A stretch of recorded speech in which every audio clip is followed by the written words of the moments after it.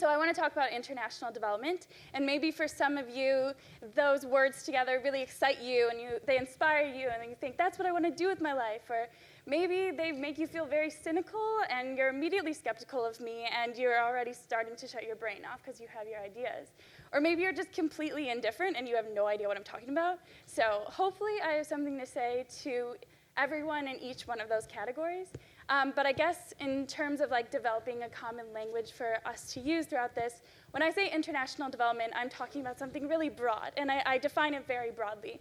I'm talking about the work that nonprofits and NGOs do, religious institutions, as well as government policies, including foreign aid.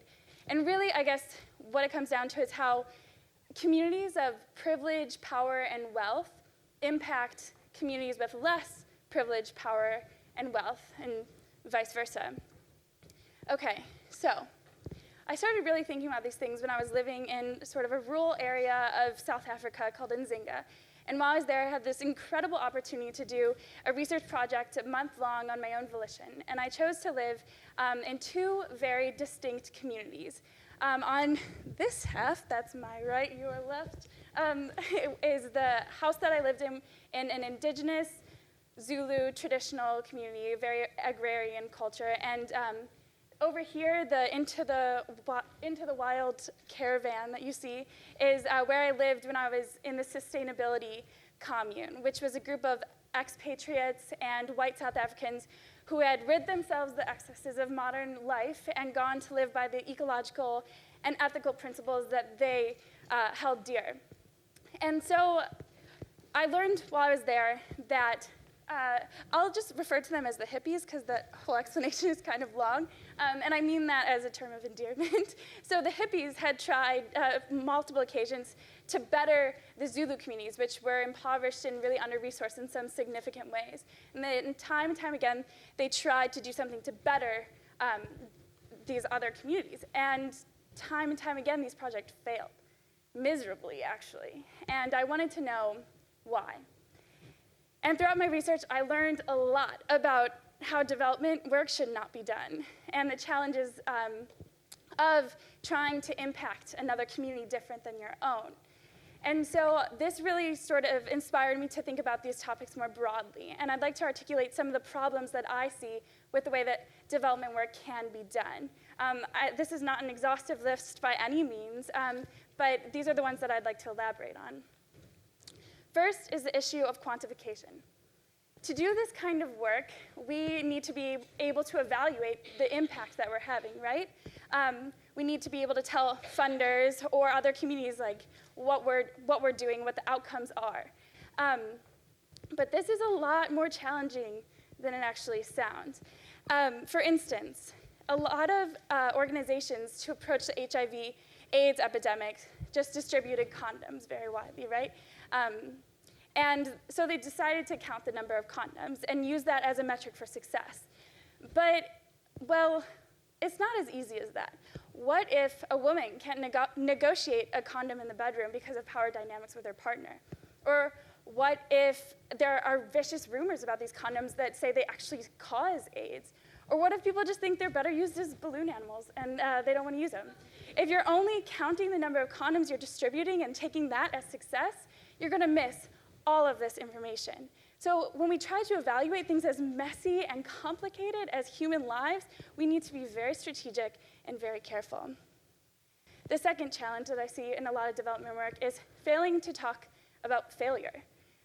This picture is probably not actually of a development project, but for me it symbolized this idea of like really good intentions leading to nothing. There clearly should be some sort of building behind these stairs, but it's kind of like this dirty secret in development that mistakes are made all of the time. But it doesn't look very good on a big billboard to say, like, here's how I messed up, right? But it's what needs to happen if we're not going to keep going down the wrong path and making the same mistakes over and over again. We need to share this information with other organizations and other institutions. And the third, and probably the most important one, is that we fail to realize how we're already impacting other communities. Because in this globalized world, there's not one corner of this planet that we are not impacting in some way. Even someplace as far-flung as the Kingdom of Tonga, which is this tiny little Pacific island, very remote, kind of in the middle of nowhere, of 100,000 people. And I had the incredible opportunity to live there for a summer. And so there are a couple really astounding things about Tonga that I learned while I was there. One is that the people are super friendly and incredibly generous. Like, my fridge was always filled to the brim with like coconuts or whatever they had on hand. They just kept giving it to us. Or two is that there's a 99% literacy rate on the island, which is amazing. And three is that there's a 98% obesity rate on the island as well, which is pretty amazing in its own right. So if you're coming in as someone who wants to do development work and you want to better Tonga, you might say, okay, we've got an obesity issue on our hands. And Tongans don't really like to exercise, and they really like to eat, like a lot. They feast all day, especially on Sundays. That's all you do. So, okay, let's get them exercising, let's ramp up the exercise, and let's cut back on the feasting. But you'd be missing some important information that I learned when I went there. The health officials told me they'd been tracking the number of imports over the years. And as imports from the West rose, rates of non-communicable diseases such as diabetes and obesity rates rose in step. And so these health officials are savvy. They wanted to do something about it. So they pinpointed one specific import that they could link almost perfectly to obesity rates. And that thing is cheap American chicken. When you go to Tonga, there are just freezers full of this stuff. And it's really becoming a much bigger part of their diet. And so what the health officials did is they wanted to level the playing field between local producers and American imports. And so they just wanted to put a tariff on the chicken. But the World Trade Organization came in and said, no, you're Tonga, and this is the United States we're talking about. No can do, sorry. And that's where we're at now. And so if you were coming in and really wanting to better these communities, maybe you could start advocating on their behalf in a policy arena. Or, better yet, examining your own consumer choices and looking at how they're linked to economies abroad. You might be thinking, how is what I buy having anything to do with Tonga, a place I've never even heard of ever? Well, if you buy factory farmed chicken that creates massive amounts of excess, that excess has to go somewhere, and one of those places is Tonga. But I can think of countless examples of this. You might be familiar with blood diamonds, probably heard of it, but less well known is coltan. It's one of 4 main minerals that's in all of our cell phones and laptops and really all of our electronics. It's needed to power them. And you might not know that that mineral is actually fueling one of the bloodiest wars of our time in the DRC, in the Congo. And so it's really our prerogative as consumers and people who want to do good in this world to know what the effects of our dollars are. We have the right to know. Mahatma Gandhi said, be the change you wish to see in the world. But the important corollary to that is he also said, as human beings, our greatness lies not so much in our ability to remake the world, that's the myth of the atomic age. It's our ability to remake ourselves. Okay, so at this point, you're probably like, ugh, what lunatic would ever want to go into development work? This lunatic still wants to go into development work because I firmly believe that critique is not enough. It's not enough to become an armchair critic and analyze problems from the safety of your office.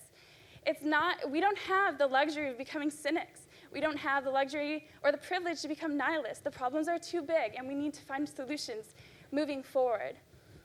And so there's this brilliant scholar, late 1990s, who was really ahead of his time and sort of giving us some pointers for how development work can be done well and done right. And this remarkable man in his seminal work, Ice Ice Baby, Vanilla Ice said, let's stop, collaborate, and listen. And no one really knows what he's talking about, so I believe he was talking about development work, actually. Because these 3 things, if we can do these, we are on the right track. So what do I mean? Stop. A mentor of mine told me that community development moves at the speed of trust. These problems are really entrenched, and they've been around for a long time. So the solutions are going to take long-term, sustained, consistent effort to make any positive impact. Right now, I'm working for a community development organization that was founded in 1975. And recently, they decided they wanted to implement a new strategic program.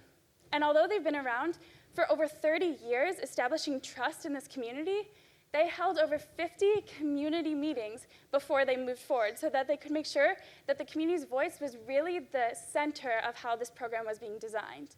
And I know from experience that community meetings are not easy to do. This is me in Tonga trying to run one for myself, and they take a massive amount of effort, collaboration, coordination, and food, because as I said before, Tongans really like to eat, and I couldn't get anyone to the meetings unless I had food.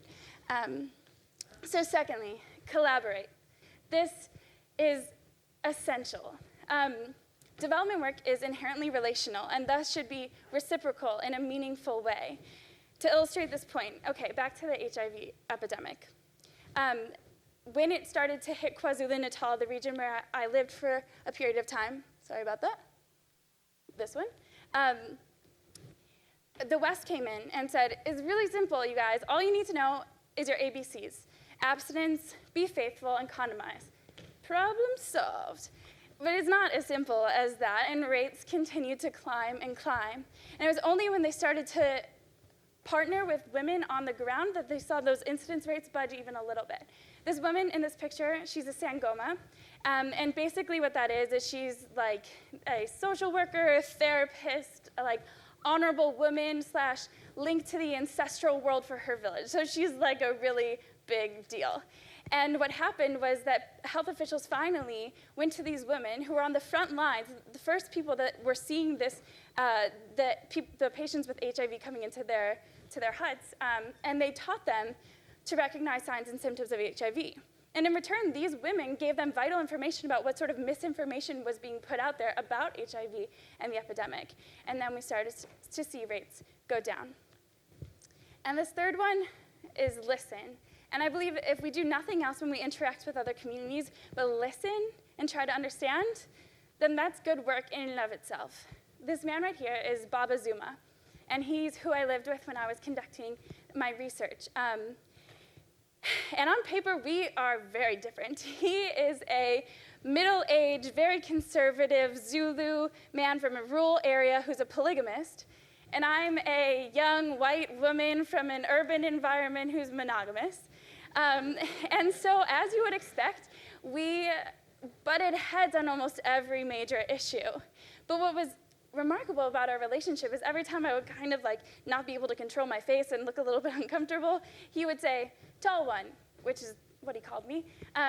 "Tall one, well, like what's going on? What's in your head? What's on your mind?" And he wouldn't let me just dodge the questions. He really wanted to know. And time again, we would come together and we would clash and we would talk and we would clash, we would laugh and clash.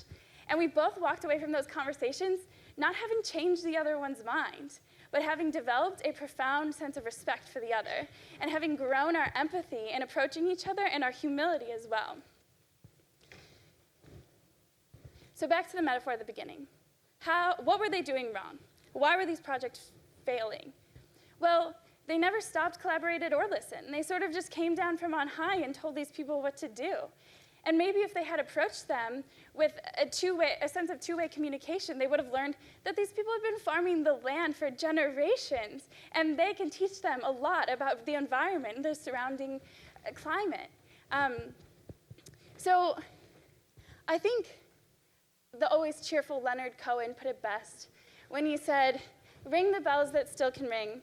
Forget your perfect offering. There is a crack in everything, and that's how the light gets in." So development work is imperfect because it's done by people who are imperfect. But that's not enough. We can't stop the conversation there. We need to use these cracks in the way that things are done and these issues and problems that we see and use that to illuminate better ways of doing things in the future. And if we do that, maybe, just maybe, we can make the world a better place. That's all I got.